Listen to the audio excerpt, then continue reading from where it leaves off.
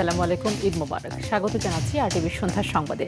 আপনাদের সঙ্গে আছি আমি ফারজানা তানি এবং আমি ফাহমিদা সালাম। ঈদের দ্বিতীয় দিনেও রাজধানী সহ দেশের বিভিন্ন এলাকায় পশু কোরবানি করেছেন ধর্মপ্রাণ মুসলমানরা। সকাল থেকেই বাসাবাড়ি ও নির্ধারিত স্থানে পশু কোরবানি এবং মাংস বিতরণে ব্যস্ত সময় পার করতে দেখা যায়। প্রথম দিনে কসাই সংকট সহ নানা কারণে দ্বিতীয় দিন বেছে নেন অনেকে। কোরবানির বর্জ্য দ্রুত অপসারণে মাঠে কাজ করছে সিটি কর্পোরেশনের পরিচ্ছন্নতা কর্মীরা। তবে কোথাও কোথাও খোলা স্থানে বর্জ্য ফেলে রাখায় সৃষ্টি হয়েছে দুর্গন্ধ ও জনভোগান্তি।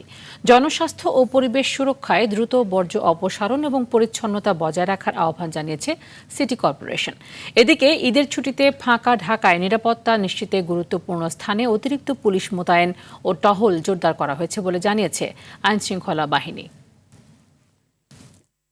আল্লাহর নামে পশু কোরবানি দেওয়ার সাথে সাথে মানুষের ভিতরের পশুত্ব কোরবানির সাথে দেওয়া, এটা হলো কোরবানির বিশেষ মাহাত্ম্য, বিশেষ গুরুত্ব। আমাদের ফার্ম আছে তো ওইটা নিয়ে একটু ব্যস্ত থাকা হয়, তাই আমরা ঈদের দ্বিতীয় দিন কোরবানি দিই আর কি। আল্লাহর নামে আমরা কোরবানি দেই, তো একদিন বেশি রাখি যাতে আমার একটু মায়াটা একটু বাড়ে। এখানে সিটি কর্পোরেশনের যে লোকরা আছেন তারা আমাদেরকে ব্লিচিং পাউডার এবং একটা করে ব্যাগ দিয়েছেন, যেটার জন্য আমরা সেই বর্জ্যগুলো সেই ব্যাগের মধ্যে স্থাপনা করে ওদেরকে হাতে তুলে দিচ্ছি সিটি কর্পোরেশনের। রাজধানীর বিভিন্ন স্থানে কোরবানি বর্জ্য অপসারণ কার্যক্রম ঘুরে দেখেছেন প্রধানমন্ত্রী তারেক রহমান। বিকেলে নিজেই গাড়ি চালিয়ে গুলশান, রামপুরা, মালিবাগ, সায়দাবাদ, ধানমন্ডি সহ রাজধানীর বিভিন্ন সড়ক প্রদক্ষিণ করে ঘুরে দেখেন তিনি। এর আগে দুপুর 2টায় গুলশানের নিজ বাসভবন থেকে বের হন তিনি। রাজধানীর বিভিন্ন স্থানে শতভাগ বর্জ্য অপসারণ করা হয়নি এমন অভিযোগের প্রেক্ষিতে বর্জ্য অপসারণ কার্যক্রম দেখতে বিভিন্ন স্পট ঘুরে দেখেন প্রধানমন্ত্রী।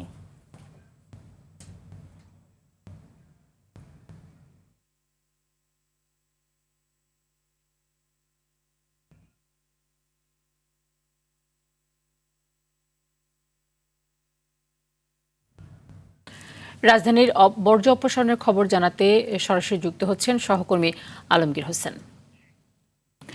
আলমগীর, রাজধানীর রাস্তাগুলোতে কোরবানির বর্জ্য ঠিকমতো অপসারণ করা হয়েছে কিনা এবং সিটি কর্পোরেশনের পদক্ষেপ কেমন দেখছেন?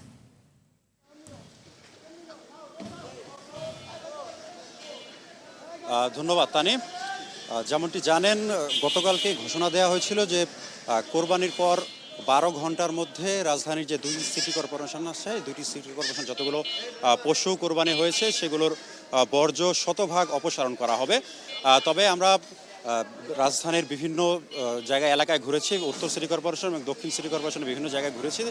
সেখানে যেটি বিভিন্ন প্রধান সড়ক সহ রাস্তা অলিগলির যে রাস্তাগুলো রয়েছে সেগুলো যাতে আমরা ময়লা পড়ে থাকতে দেখেছি। আমি এই মুহূর্তে অবস্থান করছি রাজধানীর খিলগাঁওয়ে। আমি যদি একটু দেখানোর চেষ্টা করি, আপনি যেমনটি দেখতে পাচ্ছেন আমার ঠিক পেছনেই এই এলাকার যে প্রধান সড়কটি রয়েছে সেই প্রধান সড়কটিতে ময়লার স্তূপ করে রাখা হয়েছে এবং যে কারণে মানুষের চলাচল থেকে শুরু করে গাড়ি চলাচলের সমস্যা তৈরি হয়েছে। এবং আমরা এখানে কথা বলেছি, তারা সিটি কর্পোরেশনের সাথে আমরা কথা বলেছি, তারা যেটি বলছে যে তাদের প্রক্রিয়া, ময়লা সরানোর যে প্রক্রিয়া সেটি চলমান রয়েছে। তবে সিটি কর্পোরেশনের যে প্রশাসক গতকাল যে তার ঘোষণা ছিল যে 12 ঘন্টা তাদের যে পশু কোরবানির 12 ঘন্টার মধ্যে ময়লাগুলো অপসারণ করা হবে। তবে নির্দিষ্ট সময় পার হয়ে গেলেও আপনি যেমনটি দেখতে পাচ্ছেন এখানে এখনও ময়লার স্তূপ জমে রয়েছে মূল সড়কটি, যে কারণে আমরা এখানে স্থানীয় যে লোকজন রয়েছে তাদের সাথে কথা বলেছি, তারা আমাদেরকে যেটি জানিয়েছেন এই কারণে তাদের পরিবেশ সহ এলাকার মানুষের পরিবেশগত সমস্যা হচ্ছে। আরেকটি বিষয় আমি আপনাকে জানিয়ে রাখি, আপনি যেমনটি জানেন প্রধানমন্ত্রী তারেক রহমান ময়লার স্তূপের যে কার্যক্রম কতটুকু চলমান রয়েছে সেটি দেখার জন্য তিনি বিভিন্ন জায়গায় বিভিন্ন স্পট ঘুরে ঘুরে দেখছেন। এখানে আমরা একটু কথা বলার চেষ্টা করি। আপনি কি এখানের? আচ্ছা, ঠিক আছে। আপনি সর্বশেষ আমি আপনাকে দেখানোর চেষ্টা করলাম যে এই রাজধানীর খিলগাঁওয়ের এই ময়লার স্তূপ থেকে আপনি যেমন দেখতে পাচ্ছেন 12 ঘন্টার জায়গায় 24 ঘন্টা সময় পার হয়ে গেলেও এখন পর্যন্ত ময়লা অপসারণ সম্ভব হয়নি। আলমগীর, ধন্যবাদ। রাজধানীতে কোরবানির পশুর কাঁচা চামড়ার দাম পাওয়া নিয়ে অভিযোগ করেছেন মৌসুমি ব্যবসায়ীরা। তারা বলছেন গরুর চামড়ার দাম পাওয়া যাচ্ছে 500 থেকে 650 টাকা, যেখানে কিনতে হয়েছে 800 থেকে 900 টাকা। এর ফলে চরম হতাশ তারা। তবে আড়তদাররা বলছেন ট্যানারি থেকে যে দর পাওয়া যাচ্ছে সেই হিসেবেই কিনতে হচ্ছে চামড়া। ট্যানারি মালিকরা বলছেন গত বছরের তুলনায় দাম কিছুটা বেশি। অভিজ্ঞতার অভাবে মৌসুমি ব্যবসায়ীরা ক্ষতির মুখে পড়ছেন বলেও জানিয়েছেন তারা। আরও জানাচ্ছেন তৌহিদুর রহমান। রাজধানীর বিভিন্ন এলাকায় কাঁচা চামড়া নিয়ে আসেন মৌসুমি ব্যবসায়ীরা। কেউ ভ্যানে, কেউ ছোট ট্রাকে নিয়ে আসেন সংগ্রহ করা চামড়া। গত কয়েক বছরের মতো এবারও বাজারে নেই প্রাণ চাঞ্চল্য, তাই মৌসুমি ব্যবসায়ীরাও চামড়ার কাঙ্ক্ষিত দাম পাচ্ছেন না। তো এভারেজ 700-600 এরকম কিনা আছে, তারা রেট বলে এখন 500। 150টা ঠিক হলো, কারণ বাকি আপনার যে কয়টা রইলো 25টার মতো, এই চামড়াগুলো ওরা সামান্য একটু খুঁতের কারণে বাদ দিতেছে। একটা চামড়া যদি ফুট হিসেবে মাপে খালি ফিতা দিয়া কম পক্ষে 1500 টাকা দিতে। আমি 400-500 টাকা কিনে নিয়েছি, আমি লেবার খরচ দিছি, আমার গাড়ি ভাড়া আছে, এখন সিন্ডিকেট করে মালের দাম কমায় ফিডিং দিয়ে নিতে চাই। আড়তদাররা বলছেন ট্যানারি থেকে যে দর পাওয়া যাচ্ছে সেই হিসেবে কিনতে হচ্ছে তাদের। চামড়ার মান কমে গেছে বলে অভিযোগ করেন কেউ কেউ। চামড়া কম দাম সেটা আপনারা সরকার কাছে প্রতিবেদন জানান। কেমিক্যাল যে লাগে ওই কেমিক্যালের বাজারে কি অবস্থা? ভালো চামড়ার মান সবসময় থাকবে, আমাদের এই চামড়ার গুণগত মান অনেক কমে গেছে। এদিকে গরমে চামড়া নষ্ট হওয়ার শঙ্কা থাকায় দ্রুত বেচাকেনা শেষ করার পরামর্শ ট্যানারি মালিকদের। তারা বলছেন অভিজ্ঞতা ছাড়াই অনেক মৌসুমি ব্যবসায়ী বেশি দামে চামড়া কিনছেন, ফলে তারা পড়ছেন ক্ষতির মুখে। 12-13 সালে 2400-2500 টাকা আমরা চামড়া কিনেছি, তখন আমাদের প্রফিট হয়েছে, কিন্তু এখন চামড়া কিনে যে আমরা প্রফিট করবো এটা কোনো নিশ্চয়তা নেই। বর্জ্য শোধনাগার ভালো হলে চামড়া রপ্তানির আয়ও বাড়বে বলে আশা করেন তারা। তৌহিদুর রহমান, RTV, ঢাকা। ঈদের দ্বিতীয় দিনেও রাজধানীর বিভিন্ন বিনোদন কেন্দ্রে দেখা গেছে উপচে পড়া ভিড়। পরিবার পরিজন নিয়ে ঈদের আনন্দ উপভোগ করতে সকাল থেকে মানুষ ছুটে গেছেন চিড়িয়াখানা, শিশু পার্ক, উদ্যান ও বিভিন্ন দর্শনীয় স্থানে।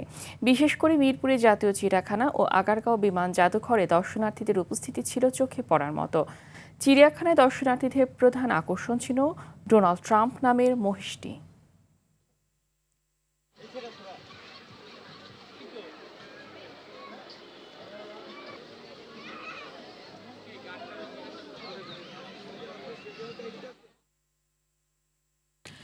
ঈদের ছুটিতে জমে উঠেছে চট্টগ্রাম, কক্সবাজার, কুয়াকাটা, রাঙামাটি, খাগড়াছড়ি, নরসিংদী ও সিলেট সহ দেশের বিভিন্ন পর্যটন ও বিনোদন এলাকা।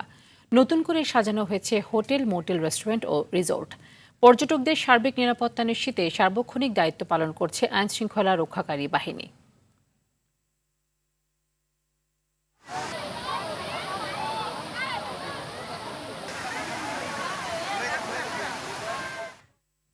আদ্দিন হাসপাতালে 6 নবজাতকের মৃত্যুর ঘটনায় পোস্ট অপারেটিভ ওয়ার্ডে নির্মাণ ত্রুটি পেয়েছে স্বাস্থ্য অধিদপ্তরের তদন্ত কমিটি। আগামীকাল দেওয়া হতে পারে এ প্রতিবেদন। এ ঘটনায় 3 দিন বয়সী শিশুর বাবা হাবিবুর রহমান জানিয়েছে, অবহেলাজনিত মৃত্যুর অভিযোগে তিনি মামলা করেছেন। ঘটনায় দায়ীদের বিরুদ্ধে বিভাগীয় ও ফৌজদারি ব্যবস্থা গ্রহণ করতে আইনি নোটিশ পাঠানো হয়েছে। আরও জানাচ্ছেন AR বাদল।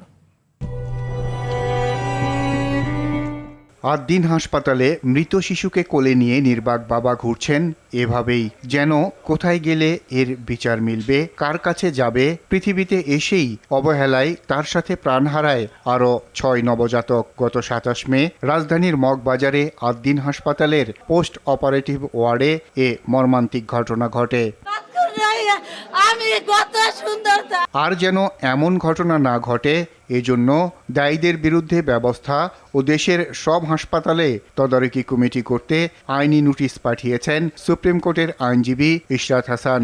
প্রথমত হচ্ছে যে ইনকোয়ারি হচ্ছে, সেই ইনকোয়ারির পরিপ্রেক্ষিতে যারা দোষী ব্যক্তি তাদের বিরুদ্ধে ডিপার্টমেন্টাল প্রসিডিংস নেওয়া, এবং ডিপার্টমেন্টাল প্রসিডিংস কখনোই আসলে পর্যাপ্ত নয়। এখানে যেহেতু নবজাতকের মৃত্যু ঘটনা ঘটেছে, তাই দায়ী ব্যক্তিদের বিরুদ্ধে ক্রিমিনাল প্রসিডিংস ইনিশিয়েট করা জরুরি, অর্থাৎ ফৌজদারি মামলা দায়ের করা আসলে রাষ্ট্র থেকেই উচিত ছিল এতক্ষণে, কিন্তু তারা এখনও দায়ের করেনি। দ্বিতীয়ত হচ্ছে যেই নবজাতকদের পরিবার আছে তাদেরকে পর্যাপ্ত ক্ষতিপূরণ রাষ্ট্রের দিতে হবে। তৃতীয়ত হচ্ছে যে এই যে জরুরি চিকিৎসা সারা ব্যবস্থা, অর্থাৎ প্রত্যেকটা ম্যাটারনিটি নিউনেটাল ইউনিট, অর্থাৎ মা এবং শিশুদের ক্ষেত্রে এই ডেলিভারির সময় যে ইউনিটগুলো আছে সেখানে জরুরি সারা ব্যবস্থা থাকতে হবে ইমিডিয়েটলি, এবং রেসপন্স করতে হবে, যেটা তারা করেনি। এছাড়া সবসময় পর্যবেক্ষণের জন্য পর্যাপ্ত চিকিৎসক এবং অন্যান্য যে মেডিকেল অফিসাররা আছেন তাদেরকে থাকার ব্যবস্থাগুলো হসপিটালগুলো করবে। এছাড়া পর্যাপ্ত নিরাপত্তা ব্যবস্থা করবে। আর চতুর্থ যেটা আমি চেয়েছি সেটা হচ্ছে প্রত্যেকটা হসপিটালে রোগীর নিরাপত্তা, জরুরি চিকিৎসা সারা ব্যবস্থা এবং সেবার মান এবং সার্বিক বিষয়গুলি নিয়ে একটা তদারকি কমিটি থাকবে। এই যে বিল্ডিং কোড মেনেছে কি মানেনি বা ভেন্টিলেশনের ব্যবস্থা ছিল না, এগুলো তো আসলে হঠাৎ করে হয়নি। এই হসপিটালগুলোতে আগে থেকে এই বিষয় নিয়ে মনিটরিং প্রয়োজন ছিল। এটা হচ্ছে এই কার্যক্রমগুলোর অ্যানাউন্সমেন্ট, অর্থাৎ তারা এই বিষয়গুলো নিয়ে কী করবেন সেই অ্যানাউন্সমেন্টটা 72 আওয়ার্সের মধ্যে আমি কমিটমেন্টটা পাবলিক অ্যানাউন্সমেন্ট দেওয়ার জন্য আমার লিগ্যাল নোটিসে বলেছি। 3 দিন বয়সী শিশুর বাবা হাবিবুর রহমান বাদী হয়ে মামলা করেছেন আদ্দিন হাসপাতালের বিরুদ্ধে। এটা একটা ক্ষতিপূরণ বা একটা সুস্থ বিচার যেন এরকম কারণ না হয়, এবং ক্ষতিপূরণ অথবা বাংলাদেশের কোর্ট আছে, সুপ্রিম কোর্ট আছে, তারা ডিসিশন দিবে।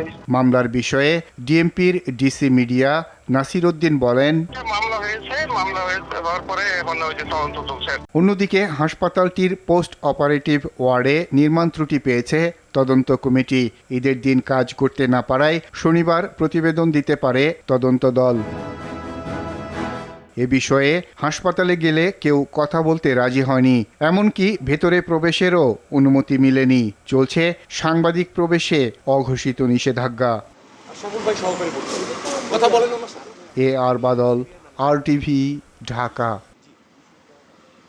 সারা দেশে হাম ও হামের উপসর্গ নিয়ে গত 24 ঘন্টায় আরও 10 শিশুর মৃত্যু হয়েছে। এ সময়ের মধ্যে হাম ও হামের উপসর্গ নিয়ে আক্রান্ত হয়েছে 732 শিশু। বিকেলে স্বাস্থ্য অধিদপ্তরের হাম বিষয়ক হালনাগাদ প্রতিবেদন থেকে এ তথ্য জানা যায়। বিজ্ঞপ্তিতে জানানো হয়েছে, গত 24 ঘন্টায় দেশে হামের উপসর্গ নিয়ে 8 শিশুর মৃত্যু হয়েছে। এ সময় নিশ্চিতভাবে হামে আক্রান্ত হয়ে আরও 2 শিশুর মৃত্যু হয়েছে। এ নিয়ে গত 15 মার্চ থেকে এখন পর্যন্ত সারা দেশে হাম ও উপসর্গ নিয়ে মৃত্যু হয়েছে মোট 575 শিশুর। সন্ধ্যার সংবাদ এ পর্যন্তই। রাতের সংবাদ 11:15টায় দেখার আমন্ত্রণ রইল। ধন্যবাদ সবাইকে। ধন্যবাদ।